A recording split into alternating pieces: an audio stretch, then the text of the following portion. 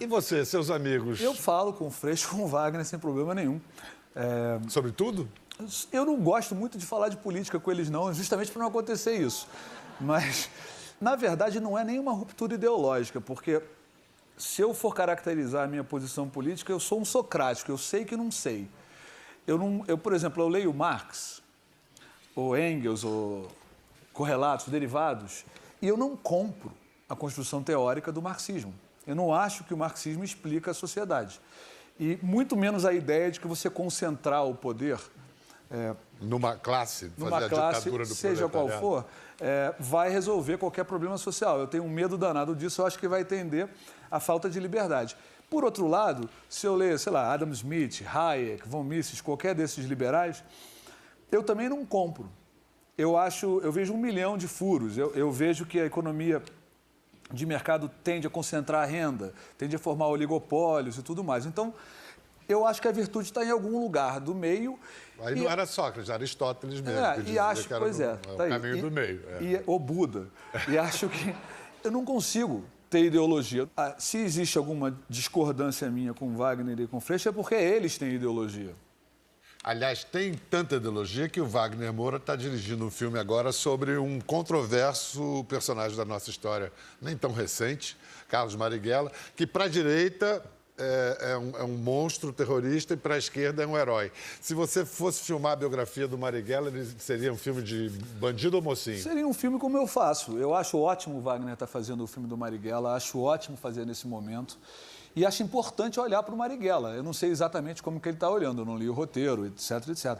Do mesmo jeito que... super personagem, uma história do mesmo jeito que você olha para o Sandro, que está fazendo uma coisa extremamente violenta dentro de um ônibus, e você tenta ver de onde veio aquela violência, o que constituiu aquela violência, aquele indivíduo ali, ou então para o Bose e para a Brigitte no Entebbe, você pode olhar para o Marighella assim e ver por que o Marighella e outros, né, revolucionários se formaram naquela época.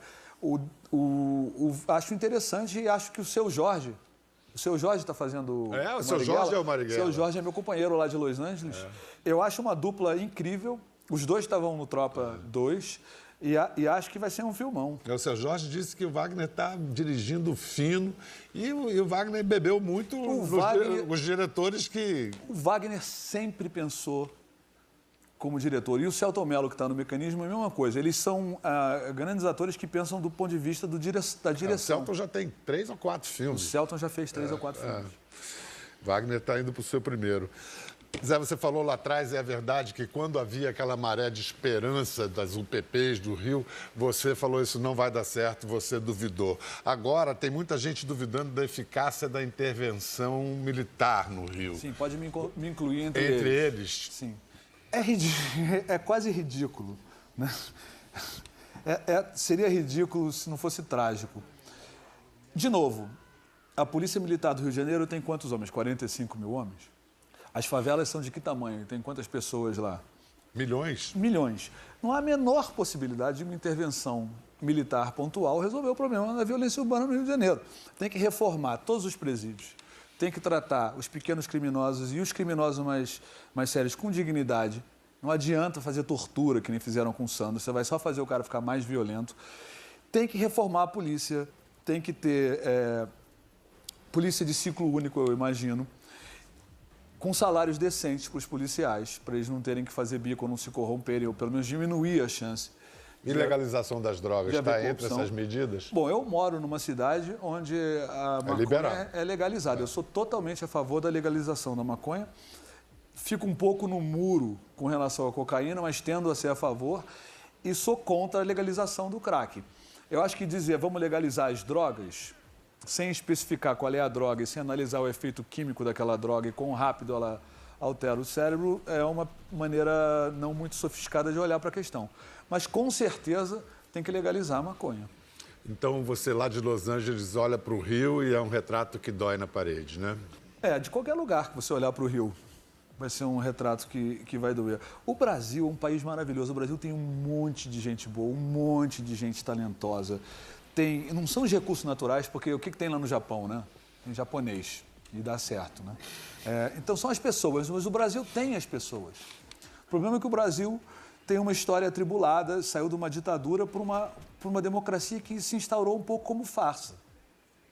A democracia no Brasil, se você compra a minha tese, a tese do mecanismo, é um método de expropriação. Só que você unge o expropriador pelo voto popular.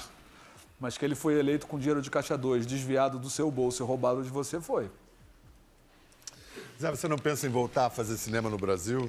Penso. Olha, Pedro, mais importante do que fazer cinema no Brasil é fazer cinema sobre o Brasil. Eu acabei de fazer uma série inteira sobre o Brasil. Agora, eu também tenho um projeto que me interessa. Eu não ia nem falar, mas eu vou falar para você. Eu me interesso em olhar para o que aconteceu em Belo Monte. Eu me interesso porque é uma mistura de corrupção com um profundo descaso ambiental e antropológico. E humano. É um crime que tem muitas dimensões. Eu me interesso e estou estudando esse assunto para fazer talvez um filme. Isso aí é tipo o orçamento mais caro que Robocop, né? Eu vou chorar lá com a Netflix, me dá um dinheirinho aqui. Mas eu acho Ou que com a TV Globo, a Globo também, ó, negocia entre concorrentes. Melhor ainda, já me vende claro. aqui, ó. Quem dá mais, quem dá mais. Não, a gente vai pegar a Netflix de jeito. Pois não tem problema, mas atropelar, a Globo vai atropelar. Nessa briga, porque está tendo uma mudança no audiovisual no mundo inteiro, né? Nesse embate entre diferentes formas de fazer audiovisual, o cara que produz conteúdo se dá bem, né?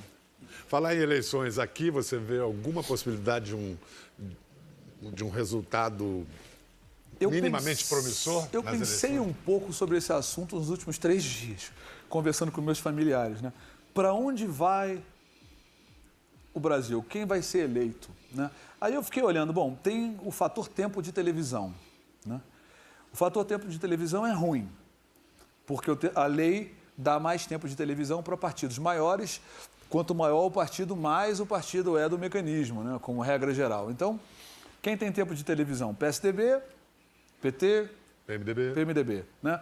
Não gosto de nenhum deles e todos eles estão comprometidos com a roubalheira que a Lava Jato descobriu e outras mais que ainda não descobriu, porque ainda não chegaram nos fundos de pensão, que é a maior roubalheira, na minha opinião. Mas vamos lá. Então, não me anima. Agora, quanto vale o horário de televisão do PMDB? Qualquer cara que subir na televisão, botar a cara ali naquele horário de televisão, se ele for honesto, ele vai estar estragando a biografia. Né? Porque o PMDB, o que o PMDB vai fazer? O que o Temer, o Renan Calheiros, o Jucá vão fazer? Se eles concorrerem, se o Temer concorrer, não vai se eleger ninguém. Talvez ele tente colocar alguém ali para concorrer e eleger. Se esse alguém aceitar esse papel, vai ter que negociar com eles algum tipo de... Como é que a gente escapa da Lava Jato? Quer dizer, eu acho que o horário de televisão do PMDB vai terminar valendo 0.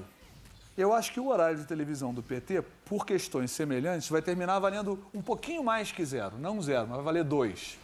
Não vai valer tanto. E o do PSDB? O PSDB vai valer um pouco mais, porque ainda não chegaram. Mas eu estou com esperança que a Lava Jato está começando a chegar aqui em São Paulo. Mas aí, então, vai se decidir aonde? Nas redes sociais? Eu acho que as redes sociais vão ter grande influência nas eleições. E você acha que isso é bom ou ruim? Eu tenho um medo danado, que foi o que aconteceu nos Estados Unidos com o Trump. Então, a gente corre o risco de eleger um Bolsonaro da vida, que é uma tragédia. E também é uma tragédia, e vários amigos meus vão achar ruim.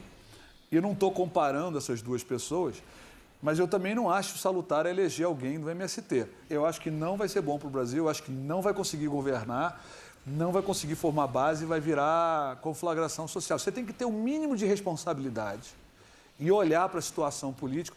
Ó, seguindo o seu raciocínio, ninguém vai ganhar a presidência. Alguém vai ganhar, mas eu estou tentando fazer... Seria bom que tivesse um Macron brasileiro. Mas Macron... Alguém que não fosse extremo, que não fosse radical de direita ou radical de esquerda, que não tivesse poluído pelo passado negro desses grandes partidos. Pode ser que exista essa pessoa, eu não sei. Você está firme na meditação ainda? Pois é, para aguentar vai ver, você isso, vai ter uma iluminação, eu uma não coisa sei assim. quem é bom. Não, você tem uma frase muito boa, que os brasileiros ficaram cegos ao absurdo. E o Zen budismo, que você pratica, de certa maneira. Eu medito todo dia. O Zen budismo tem uma relação muito bem-humorada com o absurdo. Tem. Então, Não me pede para explicar que eu não sei. Não precisa explicar. Eu quero ver se você encerra nos dando, na sua mais alucinada abstração zen, algo que você vislumbra de futuro para o Brasil. Eu não vou nem fazer uma abstração zen, eu acho que é uma coisa concreta. Eu acho que a Lava Jato conseguiu algumas coisas. Por exemplo, qualquer pessoa que olhe para a Odebrecht, e eu pesquisei a Odebrecht por conta da minha série, nota o absurdo que é. Era um sistema estruturado de computador com um banco próprio, era um negócio de maluco, uma máquina de corrupção, né? Esse tipo de máquina de corrupção vai ser difícil surgir outra, porque qualquer empresário que se dispõe a fazer isso vai olhar para o lado e vai ver o Marcelo Odebrecht, né? Então já existe um custo, a corrupção não tinha custo, a Lava Jato colocou um custo na corrupção. O futuro do Brasil, eu tenho a impressão, agora é muito personalista, né? Tudo bem, quem fez crimes, quem roubou dinheiro público tem que ser preso. Mas eu acho que mais importante é mudar a lógica do processo eleitoral. E isso vai depender, essencialmente, da próxima legislatura e de um Macron aparecer. Se for para qualquer um dos lados radicais, direita ou esquerda, eu vejo um futuro negro para o país. Você não pensa em entrar na política, não? Nem pensando. Pensei que você fosse meu amigo. Não, de vez em quando me ligam pessoas para falar, você não quer me apoiar aqui e tal? E eu falo, olha, o meu trabalho não é construir, o meu trabalho é demolir.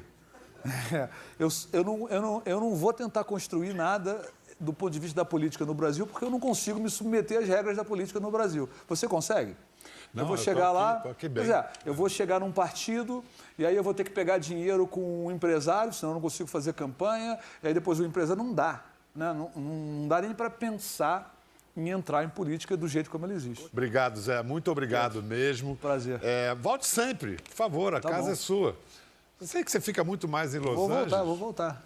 Obrigadão. Abraço forte. Valeu, até a próxima.